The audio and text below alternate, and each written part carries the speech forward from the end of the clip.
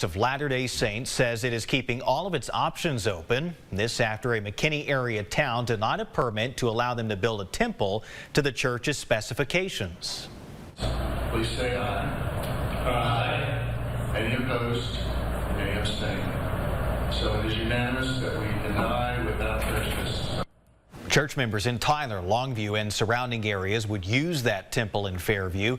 The vote does not deny the building of a temple, but will likely require more negotiations on the size and the height of the building.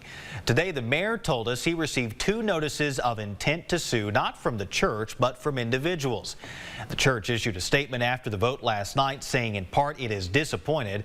It met all requirements by the city.